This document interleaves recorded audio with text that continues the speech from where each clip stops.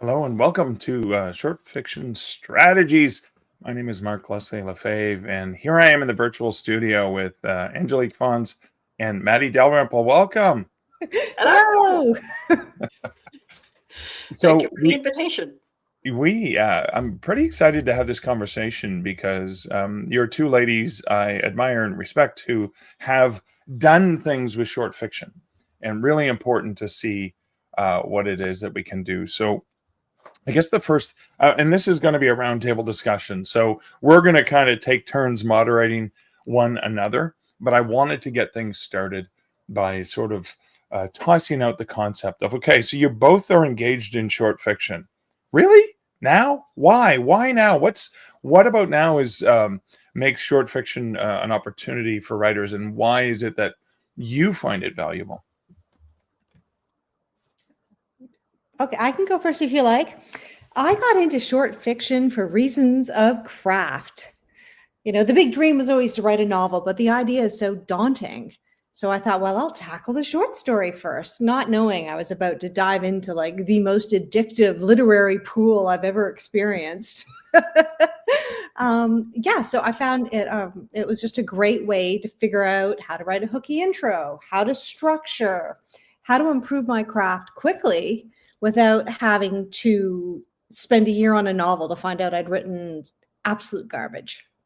Okay, and I was going to ask Matty that same question next, but before we get there, while you're talking about it, so you started writing relatively recently, within the last half dozen years, maybe? So 2018. What happened is I worked in television, writing promos and TV commercials and doing some journalism, and always wanted to write fiction, but never thought I had enough, life experience, or I just couldn't find the time. But then I broke my ankle. I tripped over my huge Cane Corso dog and snapped my ankle and couldn't go anywhere. So I'm like, well, now is the time. So I started writing short stories, but then I found I had no idea where to send them, right? So I tried contests, which was making me poor very quickly. And then I thought, well, I am a journalist. Why don't I research this market and this world? And then, of course, there's your second pool of addictiveness, just learning all about the markets and the publishers and the editors. And I've kind of stayed there. I think it's my happy place. See, I find it so funny because I got into short fiction, started in the 80s. Okay, and back then, the going wisdom for writers was, okay, if you want to sell a book to a publisher, you're going to have to build a reputation by selling some short fiction. And then, once you've sold a few to a few different magazines or markets, then you can get an editor or an agent to take you seriously because you have a proven track record. And so I got into it as sort of a way to break into the industry, but you did it in a different way to break into the industry. It's kind of like, hey, this is a really great way to hone the craft before I start a larger project. So it was a similar entrance, even like decades later, which is kind of interesting. And Matty, for you, as I understand it, short fiction wasn't necessarily the start, but something you added later. Yes, so I started in short fiction because I had written my first two Anne Kinnear suspense novels, and then I had an idea for another storyline that really didn't fit into the Anne world, and I thought, oh well, I'll just write that standalone, and then I'll go back to the Anne series. And then I realized that it was going to be a trilogy. That was the Lizzie Ballard thrillers. And so I was working away on the first three books of the Lizzie Ballard thrillers, but I didn't want to completely leave the Anne fans sort of out there to dry. So I started writing short stories based in Anne's world as a way to tide the fans over. And it's interesting because I can see, like, in my sales dashboard, I indie publish them as standalone shorts on the retail platforms. And I can see that what is probably happening is someone reads through this series of novels and they're still looking for more in the Anne world, because I always get like bursts of, like, they'll buy all 8 or whatever at once. And then a little time will go by and there will be another burst of 8. So it's very interesting. I'm very interested to have this conversation because I realize that the approach that is sort of recommended, or I'm imagining is recommended, that I have taken based on how I got started and what my goals are, is quite different. And I think it's going to be really interesting to hear different goals and then the different plans people are following in order to achieve those goals. Oh, I like that. Okay, cool. I still think, and then I want to come back to, is short fiction actually viable today? That's something that, we have our reasons for wanting to do it, but why would we want to? I think we want to continue to do it, right? Yes. Absolutely. The viability question is so funny because that's been part of my dive and research was how do we make money with short fiction, which is actually how I found Mark. Mark gave me some very great advice and he's helping me make more money with short fiction. However, I don't think any of us, at least short fiction, you cannot quit your day job on it. That is for sure. Yeah, I had. Go ahead, Matty.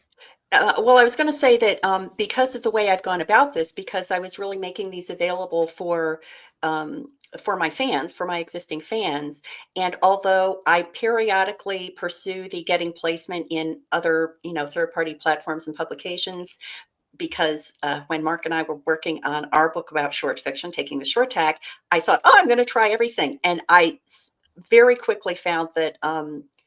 For the same reason that the traditional novel market is not for me, the traditional short fiction market so far has not been for me. So I've published all of mine as standalones, and so far I've made almost $700 from my Ann Kinnear stories, Wait, and that is with something $700? yeah, On your for short all, stories? Yep. Okay. What's And that what's the time frame, Maddie? well, I think the first one probably came out in like 2015. I think I now have 10, one of which I use as a reader magnet, and many of them have. So my goal, Mark is going to get so tired of hearing this because I've been saying this for like 5 years. I'm very close to having 12, and when I have 12, I'm going to put them into a collection called A Year of Kinnear, and it's going to be one story for each month, which is great because almost every month now, eventually every month, I will have one short story to promote. And so I'll promote it via my newsletter. I'll promote it on social media for that month. They're originally I was publishing them for 99 cents. Now they're $1.99. Many of them now have audio accompaniments. And so other than that, I do very little promotion, and it's work that I would be doing anyway, just because, Angelique, as you had mentioned, there are some benefits like craft benefits, for example, of writing short fiction, and it's just fun. So I kind of feel like it's icing on the cake financial wise, because this is money that I'm getting from something that's kind of just like, I don't want to say a hobby, but it's not carrying the same sort of emotional package and financial package as writing novels does. Where are you selling them? Like where is this, through Amazon or your own website or? Yeah, it's on Amazon and my own website. I'm Wow. currently selling them on Curios, which is a platform I'm very hot on, and is a great platform because it's one that the creator gets more a higher percent. You get the full list price of the item for reasons I can describe if you're interested. But the nice thing about writing based on novels and writing for people who are already familiar with the world is that they're happy to make maybe a little bit more of an investment in order to get that story and support the author. So yeah, I just put it up in the same way I would put up a novel, except for example, well, I'm making my own covers, but I don't want to get into too much in the weeds. Maybe we can talk about that later. But I've sort of expedited and economized the process, but it's very much just like putting a novel up on the retail platforms. Well, I wanted to get into some logistics for people. So, for example, Curios is a way for direct selling in a way. Could you just the overview? So, you keep all of the money except probably credit card fees or whatever there, or maybe there's some other fee, or is it because you're paying a monthly subscription for that? Like, I want to know the cost benefit analysis, because it's like, Yeah. should I be using Curios? Exactly. I need to know about this. Yes, it's a great platform, and the way they enable the creator to keep the full list price is they do charge fees to the buyer. They charge back credit card fees to the buyer, and they also charge a small platform fee. So a story that I'm selling for $1.99 on one of the other retail platforms, maybe the buyer would spend $2.70 or something like that. As a result of buying through Curios, they're looking at ways that they can make adjustments so that perhaps the creator takes on that extra amount. But in the end, if I'm pricing something at $1.99, I get $1.99. And when I advertise that to my existing fan base, they don't mind paying a little bit extra when they know that it's going to benefit me as a creator. That's Okay, fantastic. wow. And that works out relatively better in some cases than the expense of hosting for your own site. Yeah, I'm actually in the process of moving all my electronic media from PayHip to Curios, just because the process is so much smoother, and I do believe that the experience for the reader is smoother because Curios has their own e-reader and audio app, as Okay, opposed to if someone buys on PayHip, then they're like sometimes having to side load it, and they're getting it delivered via PayHip and via BookFunnel, which I think is kind of a confusing reader experience. So I've been right. experimenting with my short stories on Curios. Okay, In addition to it, as Angelique was saying, being a great way to experiment craft-wise in a shorter way, you can also do those kinds of experiments from a business point of view, and you're not, Yes. it's not as big a risk as if you were experimenting with a novel length work. Can I right. throw a third player in? Gumroad. Why would you go with Curios instead of Gumroad? I don't know enough about Gumroad to comment. But Okay. Hey, but I imagine you've done some of the cost benefit analysis as well, right?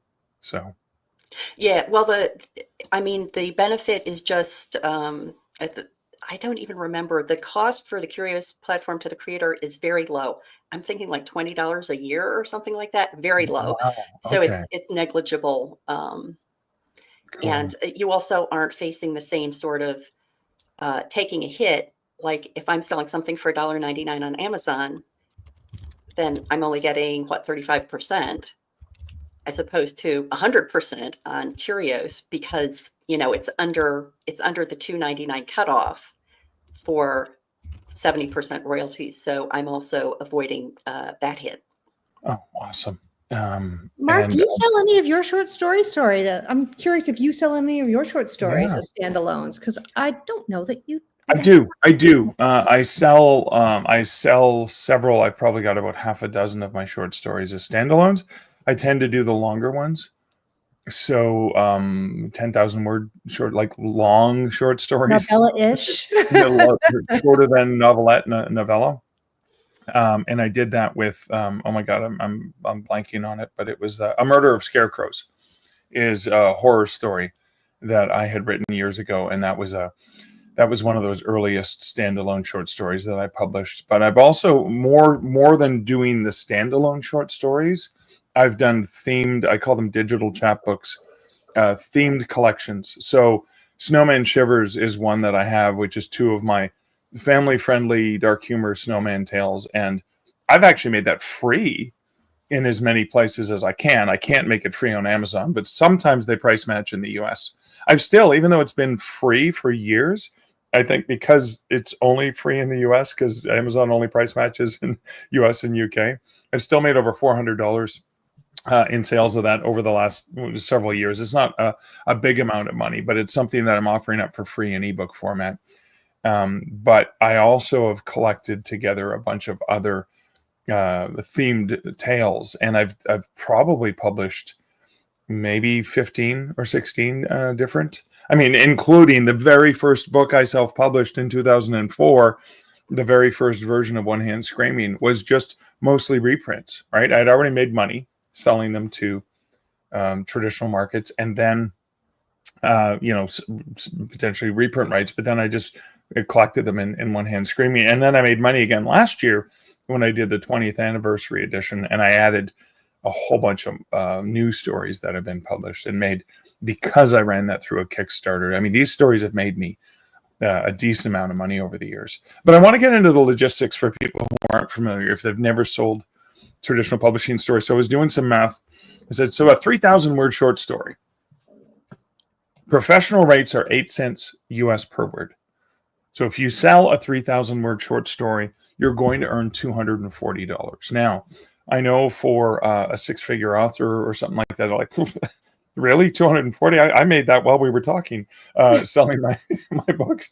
But I'll be honest with you. I mean, understanding the industry stats, most authors are never going to make $250 a year on their book sales. So that's not a bad opportunity for only 3,000 words.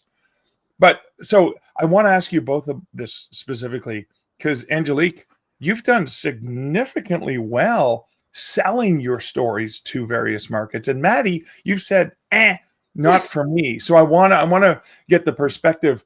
See, you guys can fight over this, but you can get the perspective of why Angelique, why that's something that you've doubled down on, and why Matty's like, yeah, I don't think so, not for me. Well, I mean, I can take this. I think a big reason why. So Matty has a platform and novels, whereas I came into the industry unknown, right? So for me, Okay. I was originally just trying to, I mean, if I put up a short story, not a soul would sell it. I know, would buy it, right? Yeah. You're funny, Mark. That was Andy who said that. But I've done quite well selling to markets. And, you know, I have a method. We all have methods, whereas I take I'll write a short story and then I'll start with the highest paying markets and then I'll sub. I kind of have to throw it up against the wall and see what sticks. And this year so far, I'm at $1,800 US is what I've made with my And how many stories have you sold this year so 18 far? stories approximately. 18 stories. Okay. So So you're averaging $100 per story that you sold. Yeah, and I write short, so I'll write, you know, this will be 800 word stories, and usually my max is a 4,000 word story, so I don't write very long. Right. And for me, it's such a high, right? You write your story, you find a market for it. It's so exciting, and then you meet so many cool people. Well, let's talk about that. So you've sold 18 stories this year so far, Mm-hmm. and you've written how many? So you probably have like a more stories, right? Because you've created consistently, and not all of them have sold yet. So you still have IP that you haven't yet leveraged. Oh, right? absolutely. I have about 25 stories that I'm subbing that I sort of consistently send out, being careful not to sub to some of the more. Okay, please don't use short form. There may be listeners who don't understand what sub is and what sib. So is that me going and getting the sandwich with some? Some is when you put your story out on submission, and some markets like some of the big horror magazines, they won't let you sub your story to multiple places at the same time. So you have to wait till they get back with a rejection, which is, I mean, I think is torture, unless it's like the dark. And usually, I swear to God, that editor will reject you before he's finished reading the first sentence. I've like sent the story. At least you're not waiting, right? At least you're not waiting. Hey, then you can send it other places. In Clark's world, Neil's pretty good at getting your rejections back to you quickly. But I have thousands. I mean, okay, I sold 18 stories, but how many rejections? I think I told you. Was that like 600 rejections to get those 13 sales? Wow. It's a pretty daunting numbers game, but hey, it's just hitting submit, right? So to me, it's worth it. What do you use to track that? I have my own very basic Excel sheet. I mean, there are places like Submission Grinder and Duotrope that can do it for you, but the problem is when the system goes down or you don't own your own information, you can lose all your data. So I like to I just have Excel, right? Because when Submission Grinder went down in my writers group, there was mass hysteria and panic because like they couldn't keep track of their submissions. But so I just have a document where I list where I subbed it, when I subbed it, and then I keep track of which stories I've sent to which market so that I don't send the same story twice and get multiple rejections. That's cool.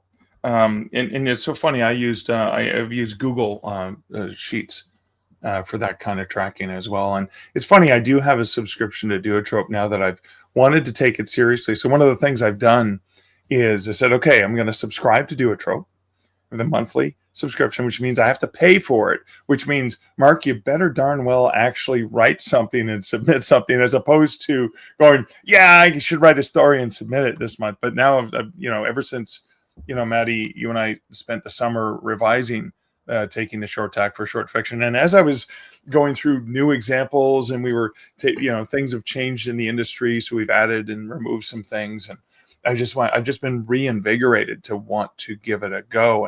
And Angelique, I've been, subscribed to your newsletter, and every time it comes in, and I don't catch it all the time, but when I catch it, I go, oh, that looks fun. I'm going to submit to them. And then I forget, but I was like, okay, put some money in the game, put some skin in the game, Mark. And I'm wondering if I'm hoping, knock on wood. Let me get my little knock block here. I got my little wood. Knock on wood that this is actually going to work for me. But Matty, you've decided, homie, don't play that, right? Like this is not something that you're interested in doing. I just think it's not a good match for me, although it's great. I mean, it would be very exciting to be able to say, oh, everybody go to this, pick up this copy of this magazine, or, go to this platform to see my story. But I think that the couple of things that made me decide it wasn't for me were the time. I mean, when I'm done with a story, I want to be done with it. And I want to, go through a professional publishing process. I want to get it out there. I want to let my readers know. And then I want to go on to the other thing. So, early on when I was experimenting, even just a tiny bit, Mark, when you and I were first working on Taking the Short Tack, and I was trying to try everything that we recommended, because there were some things that you were doing and some things that I was doing. And I think that was like 2020. And I sent a story to Ellery Queen or Alfred Hitchcock or something, and I still haven't heard back. I'm pretty sure they're not going to take it now, but just that time was very aggravating to me. And not only the time of just the administrative work that was needed in order to stay on top of that, but I was excited to get it into the hands of readers. And so that was a deterrent. But I think maybe from a more business related point of view, I kind of feel like there's an intrinsic difference if you're writing short stories based on a set of characters, as I am, versus if you're writing stories that are based on a genre, which I think is very much what, when I've looked into submissions, they're very genre specific. Yeah. And so, with all the expectations with regard to genre tropes and conventions and all those other things. So I just think that the potential audience is slightly different. And then the last thing I'll say is, Angelique, I was taking a look at your Substack, and you had a note in there about how you had to be careful on a particular platform because if you didn't mark it as private, it was by definition published. And I thought, oh, it would never have occurred to me.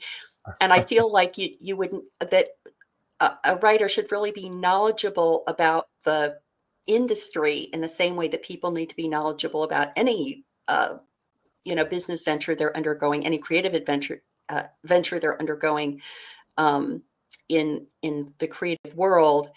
And I see things like that and I think, I don't know if I want to take that risk, and can, how is it possible to stay on top of all those things that a writer needs to do to make sure they're protecting their IP? Oh, 100%. Well, I've made some errors, I'll tell you that. There's so many. It's true. There are lots of little dark holes, right, in publishing. For example, that was one that Mark and I were talking about.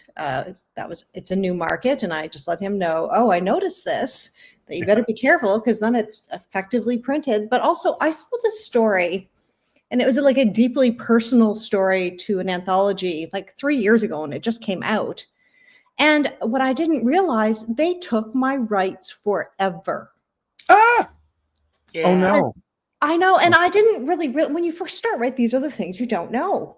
I mean, I'm now, I said to them, you cannot, it's a personal story. It's a personal essay about, dealing with getting older, basically. And I'm like, it makes no sense for you to then take all the rights to my own personal story. I said, that's not how this works. And they agreed that I could then reprint it because they, but just the fact that sort of thing happens, or if you inadvertently give away your movie rights, your audio rights, your film rights. I mean, this is something, Mark, I know that you often teach people. Mark's been my mentor, and I have learned a lot by listening to him. Well, I mean, I look at it and say, okay, add a few more zeros, and sure, you can have that article forever. Or that sure, like you just add a few more zeros, and I'm in, baby. But well, I have a great resource for people on that very topic, and our buddy Michael Laron on his YouTube channel has a fantastic quite long video, like 45 minutes, very comprehensive specifically about short fiction contracts. What you need to look out for, what are the clauses that you'll see, what are the clauses you should never see. And if you go over to Michael Laurent's YouTube channel, you can find that. It's called like strategies. Well, if you just search for short fiction contracts on his channel, you'll find it. And is that ML Laurent on YouTube, or does he I have a think different it's Michael name for that? Laurent. I think on Oh, YouTube Michael it's Laurent? Michael Laurent. Yeah. Yeah, if you're on YouTube, just type in Michael Laurent. Yep. So I want to pop up some comments because we got some active comments and questions and things coming up. So hang on. The first one is Published with Andy saying, hey guys. And also, like button booped as well.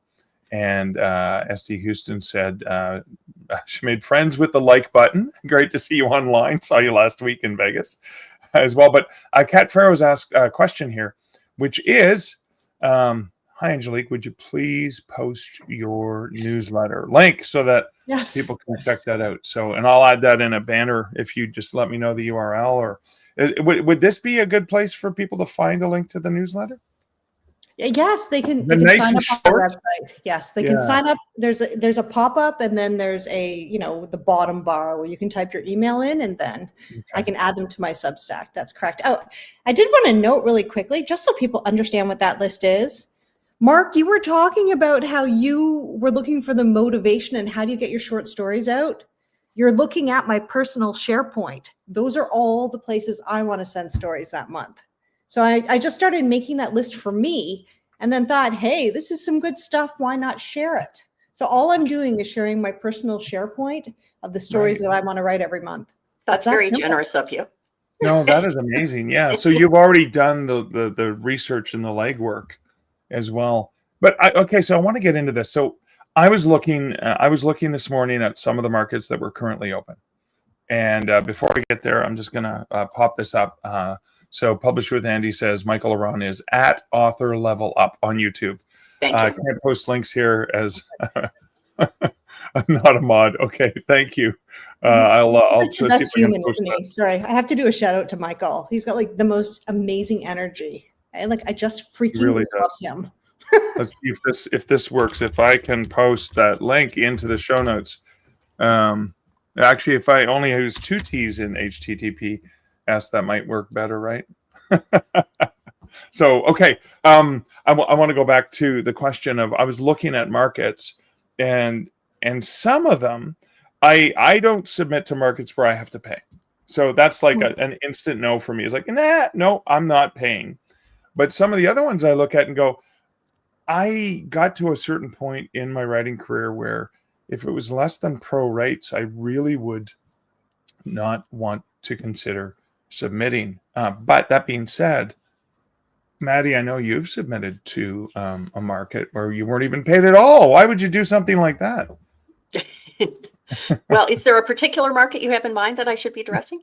It's an example that I think when we were working on Taking the Short Tack, I think you talked about a specific anthology that you submitted a short story to that you were not paid for, but you did that willingly. Yes. So I have had stories published in 2 anthologies. One was called The Oxford Files, which is a noir anthology that was put together by Gary Zenker in support of the Oxford, Pennsylvania Public Library. So Gary put together this very nice anthology. And then the library and Gary hosted an event where people who had contributed to the anthology went to do a reading. People paid tickets. Dinner was provided. It was a super, super nice event. And, I just felt good contributing a story to such a good cause.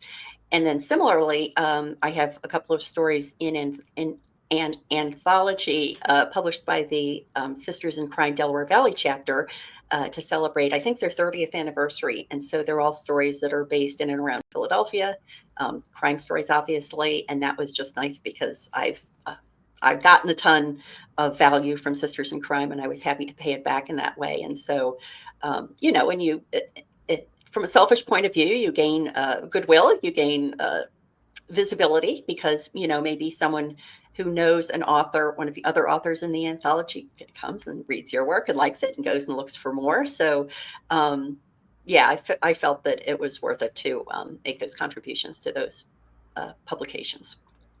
Yeah, yeah, very, very good reasoning for doing that. And so while I do have that rule of prorates, I will make an exception for charity anthologies. I did that for a recent Superstars Writing Seminars anthology. I would raise money for the scholarship funds for potential attendees, and I've done that for other charities. I've also done that for some writers groups that I wanted to support because they were using it as a fundraiser, and so sometimes I will use a reprint for those, which usually, yeah, maybe you get $100 for a reprint or $50 or something like that. But as Geddy Lee says in that old song that will probably be playing on the airways again soon, Bob and Doug McKenzie's 10 Days of Christmas, or 12 Days of Christmas, is, hey man, $10 is $10. So a few comments or questions. So ST Houston says, I'm writing short fiction right now, but planning a strategy to hit 1 hour reads on Amazon. Let's talk about that as right. So this is short fiction to get some visibility as an author on that title, and then potentially like that leads to other things probably, right? Yeah, the 1 hour reads thing is great. And a couple of years ago, Amazon had this really nice search functionality where you could go in and you could say not only like pick a genre, but also the length of time it would take to read it. So it was called Kindle Short Reads. You could go in and say, I have half an hour for lunch, and I'm gonna, I want to read a story that's going to take me about half an hour. They Yeah. still have that, but they don't really present it in the same way anymore. It's not as easy to get to that filter that enables you to choose by length of reading time. You can actually find it more easily if you go to Google and you type in Kindle Short Reads suspense 30 minutes or whatever it is. It's easier to find it on Google than it is on Amazon, which I think is a shame. It's still out there and you have to, do more work to promote it to your audience. So maybe that'll come back sometime. But I really like the idea of about how big a chunk of story are you looking for? I've done something very similar where I've taken a short story and the audio version I've put up on YouTube, right? The for whatever 30 minutes or 20 minutes or however long it is. Again, trying to leverage that SEO, also trying to grow my slow and dwindling YouTube channel. So if you're watching this on YouTube, please hit like or subscribe. I'm almost at 1,000 people after 12 years or 20 years of slowly, pathetically trying to grow my YouTube, because I'm not like Michael Aron or Dale L. Roberts or any of those other L people with an L somewhere in their name, ML Laron. A couple quick comments or whatever. So Sylvania says, nice listen during lunch. Hope this is being recorded. It is, and it'll appear in other formats later on. It'll come out in the Stark Reflections podcast. It'll probably be available through Matty's The Indie Author podcast, I imagine. Yep. Somehow. And yes, it will. Angelique plans on using it. So again, this is a lesson, and I'm glad you asked that, Savannah, is the reduce, reuse, recycle methodology I like to use for short fiction. Hey, I've sold this. I've made prorates. I've made my 3,000 word story. I made my $240, and then I've resold the reprint rights, and I made $50 or $100 on it, and I've included it in a collection, a mini collection, and I've made more money off that. It's the same thing we're doing with this content. Is not everyone's going to be watching it live. Not everyone's going to be able to catch the replay, but maybe they'll catch some of the other repurposed pieces of content, like the tips that we'll be sharing from it. So it's all, see, we're doing this by example. We're leading by example here, I think. It's interesting, the reuse, recycle. I always like to say, like, my technique, because people are like, Angelique, how did you write so many stories this year, right? Mark, you've asked me that a few times. Where on earth do you even get the content? So, No, you start. Yeah. I start with a flash, usually from Apex or Flame Tree. They have calls for flash fiction, which I find interesting little seeds. So I'll sit down and I'll write a 1,000-word story. And sometimes that 1,000-word story sells. But then if nobody buys it when it's short, and usually the comments from the editors, if you're lucky to get a personal, are like, I want more, please flesh it out. And then I'll plump it up to 2,000 words, which you can then send to the dark or one of these other markets that have a slightly higher word count. And then if still it doesn't sell, you can plump it up even more and send it to Writers of the Future or one of these other anthologies. And then once it sells, I actually don't do reprints, even though I just find it too frustrating because the pay is so low. Whereas I like doing what Mark taught me to do, is then I'll put it on my podcast, and then I'll have somebody read it. And then sometimes I interview I'll interview somebody who's, the editor who published it or something like that. And then I'll also interview the editor and put that on my Substack. And then, as Mark's taught me, put it in an anthology or a collection. And Mark held my hand through my very first Kickstarter. So actually, my short stories have made me money over and over and over again. And so now you also embraced reprints, they could have been an extra 50 cents in your pocket. That's just it. It's as Matty says, it's the amount of administrative work that I would have had to have done to get that money. Just for me, it's not worth the value. But I'm going to argue with that.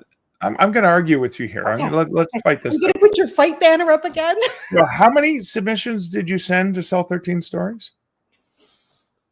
What did I say? I can't remember. Like maybe 1,300. Actually, no, it was like 400. I remember 400. 400. Okay. It was 1,000 over. So you're doing the cycle. You're doing the first cycle, and you're going through and sending it, right? Yes. The second cycle for the same stories that have been published, which you have a good number of them over the years now.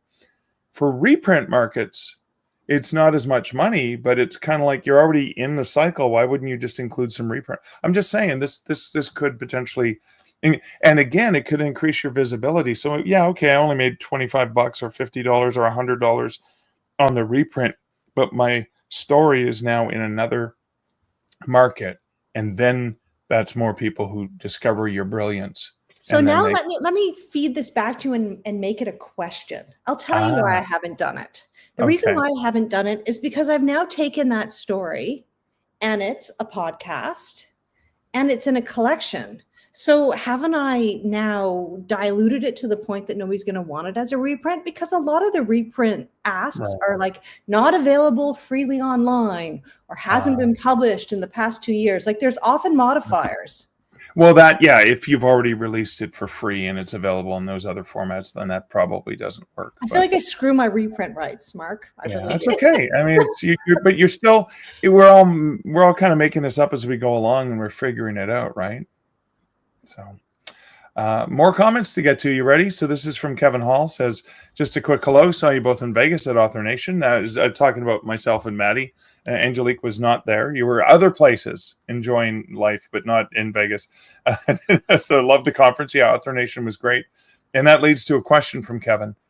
So we've been talking about, Kevin asks, can you give a definition of what describes short length, genre, etc. So again, let's get into the lengths in terms of, and I know Matty, we had to pull that together for SFWA. Oh, Matty's got it right there. She's ready to go. So in the book I wrote with Mark, Taking the Short Tack, we included these definitions. So Science Fiction and Fantasy Writers Association says that anything under 40,000 words is short fiction. And then we further subdivided it that they consider a short story up to 7,500 words. They consider a novelette, that's the word you don't run into much. Novelette is 7,500 to 17,500 words. And a novella is 17,500 to 40. And then we also called out a couple of the other ones, like a drabble is a short story that's exactly 100 words. In fact, Rand Walker has a book about writing short fiction. It is 100 word chapters. Rand is my hero. Oh, I love that. That's so cool. So yeah. I wish I had it with me. I would hold it up. And then microfiction. And microfiction generally, I mean, there are lots of definitions, but usually under 300 words. Flash fiction generally under 1,000 words. Right. And some flash fiction, Angelique, you mentioned Apex. Is that under 1,000? It's up to 1,000. Up to 1,000. Playing Tree as well. It's 1,000. Like an Apparition Lit, which I'm so sad closed down, it sat up to 1,000.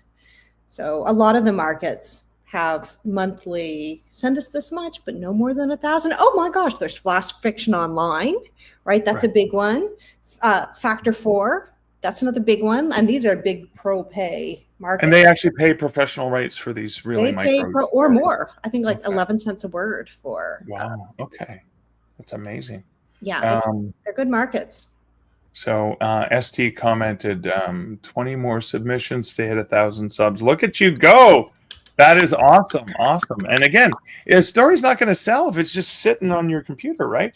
And I say that from both submitting to markets or making them available. Now, Sharif asks this question: how do you use a free short story as a magnet to subscribe to an e-zine? So what platforms do you use to distribute the story? You can only sell a free story in Amazon US and not other countries. So I'll explain that last one first, and I'll let the rest of you guys jump in here. So Amazon KDP Publishing does not let you make a story free unless you're exclusive to the platform. And if so, you get up to 5 entire days every 90-day tour of duty you do in their exclusivity program, KDP Select. So the way you make a book free on Amazon is you have to make it free on all the other platforms, and they will price match. But they only care about 2 big markets, really. They don't give a crap about Canada. It's an afterthought for them. I say that as a Canadian. They will price match usually on the US site and usually on the UK site. So all my stuff that's free everywhere is usually only free on those 2 Amazon sites, which is why I guess I'm still making money on all the other Amazon sites, because they haven't price matched. But okay, so let's talk about magnets, using stories as magnets. Yeah, well, one thing that I've done is the only piece of fiction I've ever co-authored is a short story. I co-authored it with my fellow sister in crime, Jean Gorman. The backstory of that was that when I joined Sisters in Crime, Delaware Valley, I met Jane, and she had I discovered she had a series called the Adam Kaminsky Mysteries, which featured a Philadelphia police detective. And in my Ann Kinnear suspense novels, I did not know this one. I did not know Jane when I wrote this, but Ann Kinnear's ex-boyfriend is named Dan Kaminsky.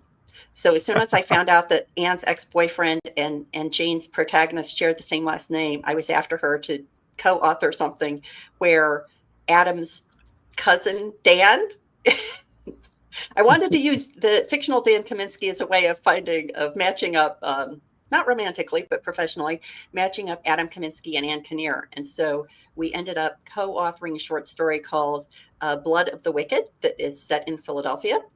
And that's what I use. That's what we both use as a reader magnet for our email newsletter, which is great because our books, hers is a little more police procedural. Mine has the supernatural aspect, but the tone is very similar. The just sort of the gestalt of them is very similar. I feel confident that if somebody liked one of them, they would like the other one, both set in the Philadelphia area. So I have been using that as a reader magnet, that piece of short fiction as a reader magnet to attract people to my email newsletter. Oh, wow. So I use BookFunnel to deliver my magnet. So I use my full novels or my short story collections as magnets for people who join my Substack. If going up a tier, actually, if you join, you get one of my books, which is just how short stories are sold. But then I find BookFunnel's the best way. So I've actually made them myself on Bloom, which is a publishing whatever, but I self-publish my own little mini books and then use BookFunnel to safely deliver them. So I think that was part of what he was asking, right? Is how do you actually get them into people? And BookFunnel will send them a link where they can download through their own reader or let people read it right in their browser. Yeah, and just for those, it's bookfunnel.com. And I'm just going to pop that up on the screen for visual as well. And that's you can use that for direct selling to deliver the audio and ebook. And you can also use that for newsletter subscriber automatically send. I have it integrated with PayHip. Matty, the way I've solved that, by the way, is how PayHip has to send something. I send them a PDF that says you're going to get an email from BookFunnel soon with the picture of the cover. Thanks for buying, because the duplicate bothered me. And I wanted the better tracking on BookFunnel because I found it was a much better tool for this. Yes, absolutely. So I had created a PDF that says, here's the book you just bought. Thanks so much for supporting me. Take a look in your spam folder for an email from bookfunnel.com. And it should be in your inbox by the time you see this. If not, here's my email. Contact me and I'll fix it for you. And then that way PayHip does the stupid deliverable ability that they force, and then they get the real book in their book funnel account properly. So that was the challenge, which you're right. I found that's why I was like, maybe Curios is a better option. Check it out. I'm very hot on Curios. But I did want to, just because I want to show this, I'm so excited about this, and I'm going to use this whole reuse and getting stuff to people as an opportunity. So in the spirit of trying everything that Mark suggests, I got a print copy of my piece of short fiction, Write in Water. Well, let's see. Hold it up. How thick is this? Nice. It's very, very thin. Oh, look at that. So I did this to do two things. One was to experiment. I had never gotten a print copy of a short story before. And I also wanted to experiment with a draft to digital print, like automated you print. use D2D to just make I used the D2D. print version? Okay. And so because D2D had the cover, which I'd actually created myself based on a template that was created by a professional cover designer, it made the back automatically for me. So I didn't have to go through the effort of making a print, like wraparound cover. But then I realized that it was a little bit too short for whatever the minimum page count was for a print copy. So I ended up adding an author's note, which I should have done before and had never done. I added an author's note specific. Oh, I'm so proud of you. An author's note. Yay. And then I also created a little, like a frontispiece image. Oh, that's cool. To add. And so I think this is, Mark, I know I'm totally cribbing from you, but you had suggested this kind of chapbook size print edition, Right. for example, for like if you were selling at an in-person event and somebody, you could say like, buy 2 of my novels and you'll get a print copy of my short story for free, or, just as like a premium handout for people at a conference or something like that. But I was so jazzed up about my print copy. I had to make sure I showed everybody that. I'm glad you did that. So, and here's the other thing. So, I do a lot of in-person events, right, where I sell physical books, and I have a lot of different books. And so they're expensive, right? They can be $6 or $7 just for the print charge, if not more, depending on what you factor in shipping and stuff like that. So somebody's really eager and I think they'll really like my stuff, and then I give away an entire book, like that gives away an opportunity to make $15 or $20 or whatever it is. But one of those, I'm only giving away $5 worth, or less than $5 for printing. And you said you were using, that is a cool strategy. Draft to Digital offers free ISBN. They take your short story or your Word document or whatever, and then you can make it into, I think it's what was the page count on that, Matty? Like you had to hit a minimum page count, right? That's why you added the author note? Yeah, I think it has to be 24 pages. 24, 32, maybe something like that. I think it's even less than that. So the story itself is 18 with the author's note. That's another couple. So you may be right. It may be a little bit more, but it's right around there, like much less than I would have expected. So a longer short story. And that's one of the reasons why I've done the mini collections where I have 3 5,000 or word or under stories. And I think, Angelique, you did that for your Kickstarter, right? You had 3 different themed mini story collections. That's right. Yes, in fact, and Mark's in it, and he did all my forewords. So I did the forwards because you write horror, so I kind of like your stuff, right? So yeah. All right. So there's a dedication to writing, and how do you decide? So Matty, you do write short fiction, and I know, Angelique, you do write long works. I know you're agent and you're working with an agent to get those works through the traditional publishing. So you're both working on long and short. How do you decide and how do you toggle between the two, long versus short?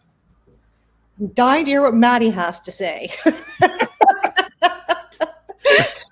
Well, I think that a lot of my short stories have been triggered by me having a just sort of like a standalone thought about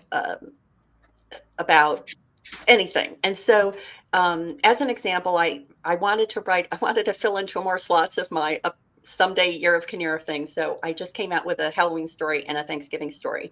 And I was thinking about what would happen, like, it's always family together at Thanksgiving. And Anne is someone who is often engaged as a professional woman who communicates with the dead. She's often hired by people to contact family members. And so I thought, what's a story I can tell that is about, family and contacting family. And so that morphed hugely from that original idea to an eventual story. But it was like, it was a story that came in. Like I could expand it to a larger work, but it was kind of just a nugget. I've often heard the scenario of, the amuse-bouche of a short fiction or the full buffet spread of a novel. And this was just this one little interaction that I wanted to capture in a story. So I think I'll have the idea, and then I just have a sense of like, how many words is it going to take in order to convey that in a way that's going to be satisfying to the reader. Cool. All right, Angelique, did you have a chance to mull that over? Of course. Well, here we go. So as anybody who follows me knows, and as you know, Mark, I'm looking for the money. As a writer, I know it's about art and you shouldn't tie your creativity to, but I'm looking for the money. There must be a way to make money in this because some people do. In fact, I'm sitting here with 2 full-time authors, so it can be done. I just haven't found it yet. But one thing I know for sure is I probably maxed out the income I'm going to get from short stories. I'll share. I made about $1,800 this year, but that is not going to, that pays the mortgage for maybe a month, not for a whole year. Right. So I'm trying to go longer because I think the potential of actually breaking through and doing what you two have done and being a full-time author, you need to go long. Mark is probably the most successful short story author I know and has done more with the short stories than anybody else I found in my years of research, which is why I'm a follower of Mark. But I am trying to extend my writing. So I wrote my first novel. And my trick, here we go. Here's the big secret. Here's the big trick. A lot of the short stories I'm writing now are in the worlds of my novels. So I'm using my short stories and trying to build them. Okay. So I sold a few short stories in my cowboy romance world. And then, you sort of try and put them together. And then now my current novel, which I just finished the draft, I have sold maybe 8 to 10 stories in that world, which then, so I'm working on both at the same time, right? So the short stories are creating the world building for the novel that I'm working on now, which gives you the chance, like you were saying, Matty, to experiment. So, right. There you go. That's very cool. And SD Houston says, that's what I'm doing with my short stories. They're all in my world. So let's explore that strategy a little bit more. You're getting revenue while you're waiting for bigger revenue, right? Your agent's going to sell this book to a publisher and you're going to... Of course she is. But also, you're building an audience for the characters in the world that maybe help with the, it's like, hey, look at this. I've gotten sales already, so even as your agent's pitching, they might be able to use like, wow, this story is really, people are loving it. But then once the book's out, they have more things to get. So it's not just a single book. We always tell, right, Matty, we've long followed if you have a series, it works well because then one thing links to another. And that's where the short stories fit in for all of us, I guess. It's like it's like your book, The Short Tacks, right? The short tacks are, but there's a bigger journey, even if you're going from side to side to side in your little metaphorical boat. I'm always gonna clip that video of you doing the little visual short tack whenever I need it. So thank you. Here's a strategy as well I wanted to share that's worked well for me. And for the longest time, all I had was short fiction. I didn't have novel length works, really. I mean, 2014. I released my first novel. I released my second novel, 2016. Before then, before 2020, when I started writing a series of novels, I had nothing but short fiction. And so I didn't have much else to play with. So I played as hard as I could with the toys I had. I leveraged them. But one of the things I discovered that was audiobooks. So audiobooks are expensive. You can use digital AI narration now that makes it free or really inexpensive. But I was using human narrators. Like the first audiobook I did was $4,000. And my apologies, I published 2 novels in 2014. I forgot one traditionally published, one self-published. Whoops. Completely forget sometimes what books I've published. But I had a short fiction. And so while it was like $4,000 to $6,000 to have an audiobook made, with a human narrator. A short story that runs half an hour, if I'm paying $300 an hour, only cost me $150. And through the cost per checkout method, by distributing, getting them distributed to libraries, that's where I realized cost per checkout could add up, because these mini collections or short stories were not selling on Audible, but I was making my money in little fits and starts, little bits of income from that cost per checkout. And again, that's short fiction as well, as like little bits of income, nothing dramatic. But again, $1,800, let's go back to this, $1,800. Most authors are not going to make $1,800 selling their full-length books in a year online. Wow. How sad. And again, not trying to be a downer, just trying to point out the realities. It was like, you're thinking, oh, 1,800, that's not much. Well, guess what? 1,800's the authors out there going, oh my God, I lie awake at night dreaming about making $800 in a year on my writing. Well, I also wanted to say another benefit of having audio. And Mark, I have 2 audiobooks of my short stories, thanks to you. One was a recommendation you had made to Eric Brian Moore, I think, who used to have the Pocket Pulp podcast. Yeah. And he was looking for content for his podcast because he wanted to, get a portfolio out there as an audiobook narrator. He narrated my short story, All Deaths Endure. And played it on his podcast. And then just recently I won a narration by Aaron Forrest for another one of my books. And the really nice thing about that, and I'm going to go back to Curios for a moment, is that if you add in audio to, like, if you sell a package of audio and ebook together, then you've created a new package, and there's not this price parity issue of, are you selling something for less on Curios than you are on some other platform? Oh my God, and so I can add the audio to All Deaths Endure, for example, and I charge an extra $1. Now it's a whole new product. No, there's no issue of price parity with other platforms. And so just being able to have that additional piece of content, I think, is really valuable. It serves a reader, listener need, and also, gives you more sales options. Wow. So, all right, we're getting close to the end. I think we've talked about some really cool things, but I want to give you guys a chance to not rapid fire, but sort of, what's a strategy we haven't talked about yet that you want to make sure people understand about short fiction that you think can benefit them? I can start. All right. Definitely. I have some rules. Rule number 1, these are things you should remember if you're going to do short fiction. We don't pay to be rejected. So do not submit to anything that asks for fees. I think that's one of the most important. Okay. The second rule I have is I think it's okay for writers of Matty's level and Mark's level to only go for pro pay. But I think if you're first starting, don't be afraid to get that $10 for your short story. Or even my very first short story was $2. And then I managed to get a pro in the next one. But for that $2, I probably have gathered more fans and had more people contact me saying they loved that story on that free online Haunted Montreal story, death metal fan, which was very weird. But anyway. Great story. Thank you. But you see, I think don't be afraid when you're just starting out to go for those lower paid things. And then my third and most important rule is submit. Don't worry about being embarrassed and thinking, oh my God, this isn't good enough. Remember, some of these editors are literally guys sitting in their basement, right? Like, it's true. And they're wonderful. But and then when you do meet the biggest editors, like Janet Hutchings from Ellery Queen Mystery Magazine, or,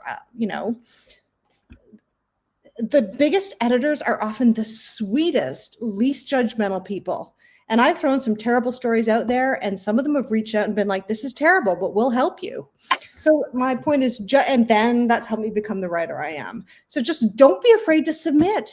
Just put your stuff out there. What's the worst that's going to happen, right? And I love that. And I'm going to skip the advice. And yeah, you know what? I said I got to a point where I didn't want to sell.